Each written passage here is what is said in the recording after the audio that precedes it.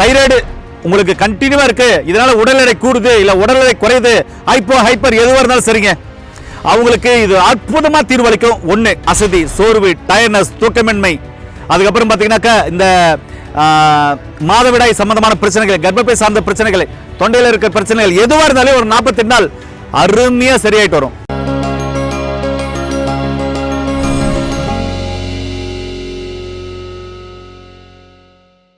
இயற்கையை மருந்து சேனலுடைய மேலும் பல பதிவுகளை தெரிந்து கொள்ள இந்த சேனலை சப்ஸ்கிரைப் செய்யவும், பெல் பட்டனை அழுத்தவும்.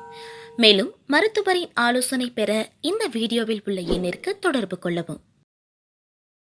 இயற்கை மருந்து நேயர்களுக்கு வணக்கம். நான் உங்கள் அன்பு சோனா ஹரிதாஸ்.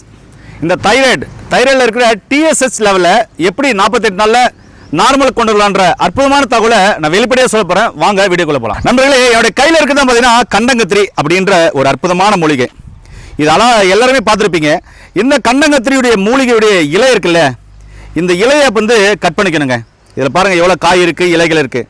இந்த இலையை கட் பண்ணி ஒரு கைப்பிடி எடுத்துக்கணும். அதில் இருக்கிற முள்களெல்லாம் நீக்கிட்டு நல்லா கழுவிட்டு, அதுக்கப்புறம் சீரகம் தேவையான அளவு, மிளகு ஒரு 21 மிளகு, சீரகம் ஒரு தேவையான அளவு ஒரு ஸ்பூன் போட்டு மூணையும் நல்லா இடித்து நல்லா அரைச்சி அதை கஷாயம் பண்ணி, அதாவது ஒரு சொம்பு தண்ணி ஊற்றி ஒரு டம்ளர் கஷாயம் பண்ணி வடிகட்டி தினமும் காலை மாலை 48 நாள் குடிச்சிட்டு வந்தோம் அப்படின்னா தைராய்டினால் ஏற்பட்ட பிரச்சனைகள் சரியாகுங்க. ரொம்ப ஆச்சரியமா இருக்கும். நீங்க சாப்பிட்டு பாருங்களேன். ஏங்க சொன்னா தெரியாது, நான் சொல்றதை கேட்டு நீங்க இந்த கால் வாங்கி அந்த கால் விட்டு போனீங்கன்னா குணமாகாது. நீங்க சாப்பிட்டு பாருங்க. தைராய்டு T3 T4 TSH இருக்குல்ல, இதுக்கு நீங்க மருந்து மாத்திரை எடுங்க. அனைத்து மருத்துவங்களும் கடைபிடிங்க. மருத்துவர் சொல்ற ஆலோசனைகள் உணவுகளையும் கடைபிடிங்க. ஆனா இந்த கண்டங்கத்திரி நான் சொன்ன மாதிரி சாப்பிட்டாங்க சூப்பரா இருக்கும். நான் என்ன சொன்னேன், பெருசா ஒன்றும் சொல்லல.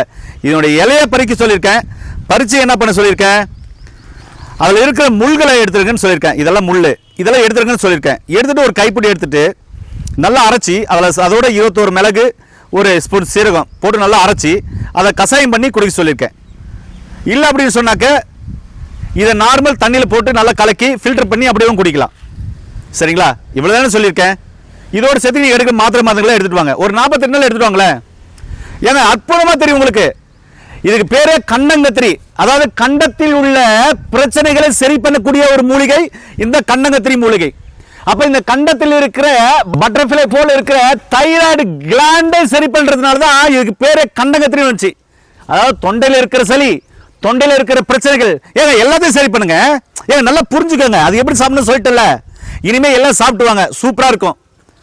அதே மாதிரி தைராய்டு உங்களுக்கு கண்டினியூவா இருக்கு, இதனால உடல் எடை கூடுது இல்ல உடல் எடை குறையுது, ஹைப்பர் எதுவா இருந்தாலும் சரிங்க, அவங்களுக்கு இது அற்புதமா தீர்வளிக்கும். ஒண்ணு.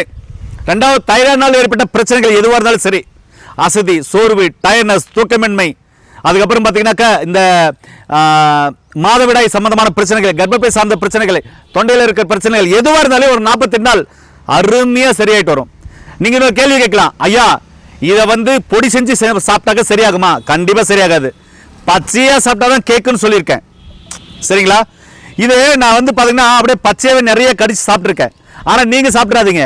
இதுல கத்திரிக்காய் குழம்பு வைப்பாங்க. அது எப்படி கத்திரிக்காய் தெரியுமா? கருவாடு கத்திரிக்காய் குழம்பு வச்சு களி செய்வாங்க.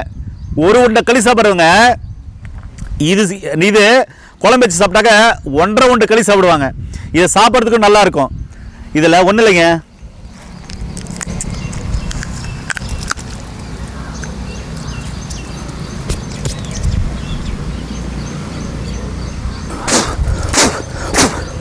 அவ்வளோதாங்க. இந்த விதையை எடுத்துட்டு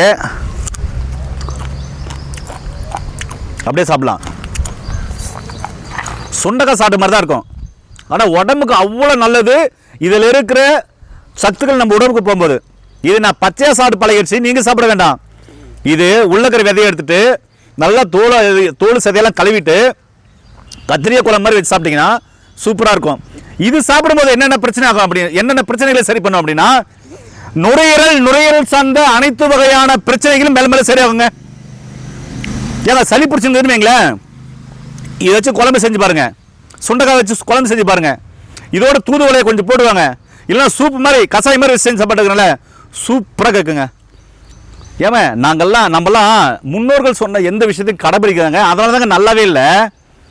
நல்லா புரிஞ்சுக்கோங்க. தைராய்டுக்கு ஒரு அற்புதமான மருத்துவ சொல்லியிருக்கல, ட்ரை பண்ணி பாருங்க. தைராய்டு முற்றிலுமா உங்களுக்கு குணமாயிடுங்க.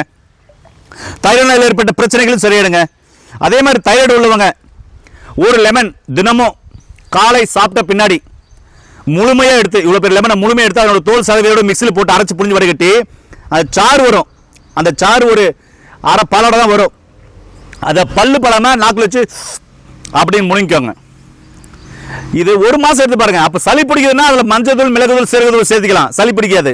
இது ஒரு மாதம் சாப்பிட்டு பாருங்களேன், எவ்வளோ அழகாக குணமாகுதுன்னு மட்டும் பாருங்க. நான் சொல்றது எல்லாமே இயற்கை உணவு தான் சொல்றேன். நீங்க லெமன் அப்படியே புரிஞ்சு சாப்பிட்டீங்கன்னா தான் சளி சார்ந்த பிரச்சனைகள் அதிகமாக இருக்கும், சளி பிடிக்கும், உடல் கூலிங் ஆகும். நான் சொன்னது அந்த விதையோட தோலோட சதையோட சொல்லியிருக்கேன். இது பாருங்க ரொம்ப அருமையா இருக்கு. ஃபர்ஸ்ட் கடிக்கும் போது கசப்பு, ஆனா இப்போ நெல்லிக்காய் சாப்பிட்ட மாதிரி ஒரு டேஸ்டா இருக்கு.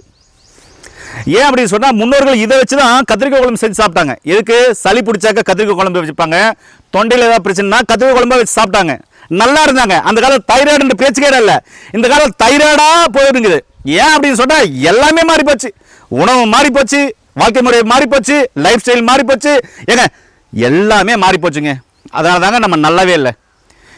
இப்போ நான் சொல்லியிருக்கு தான் பார்த்தீங்கன்னா கண்டங்கத்திரி அது பூ எப்படி இருக்குன்னு எல்லாமே சொல்லியிருக்கேன். இதை எல்லா இடத்துலையும் சாப்பிட்டு பாருங்க, எல்லா இடத்துலையும் பறித்து நல்லா க்ளீன் பண்ணி சாப்பிட்டு பாருங்க. நோய் நொடி இல்லாமல் ஆரோக்கியமாக வாழ்றதுக்கு இது அற்புதமாக தீர்வு கொடுக்குங்க. அதே மாதிரி உடலில் இருக்கிற கழிவுகளெல்லாம் வெளியேட்டும், தொண்டை சார்ந்த பிரச்சனைகளை சரி பண்ணும், நுரையீரல் சார்ந்த பிரச்சனைகளை சரி பண்ணும்.